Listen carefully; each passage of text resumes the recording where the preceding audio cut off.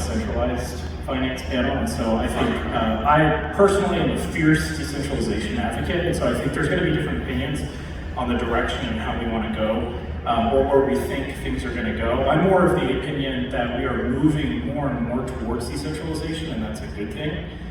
Things like approval, that's a complex subject because you're actually giving approval to a smart contract which is immutable, and so it's managed by the code itself. So not all infinite approvals are necessarily bad. Now for the All-for-One app, what we've done is something similar where every single transaction that goes through has its own separate approval that happens beforehand.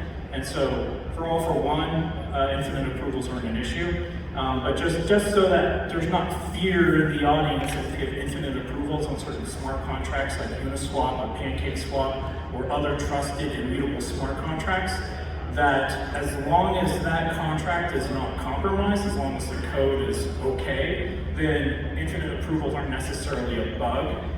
It's just that if you do grant infinite approval to something that is like an exploitative contract or something that is hackable or exploitable, so before you run out and freak out and think that if you have an infinite approval you can get hacked, that's not necessarily the case. I just wanted to put that out there just to kind of clear the air on that. But just in general, decentralized finance, I think that you're going to have more and more of a march towards centralization in certain elements and aspects, but I think there's a better way.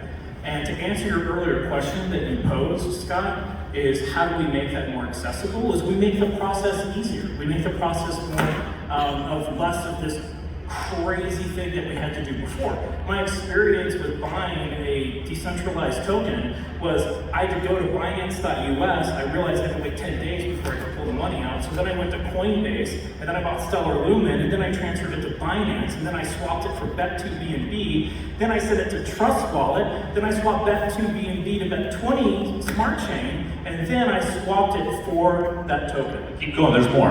Yeah. 10 more steps.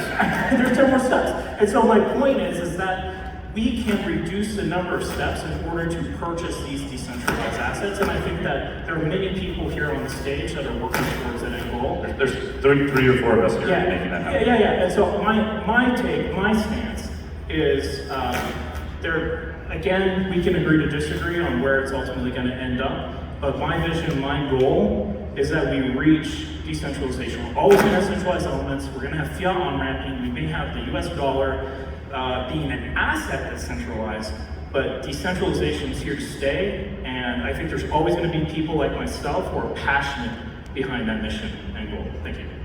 All right, I want audience.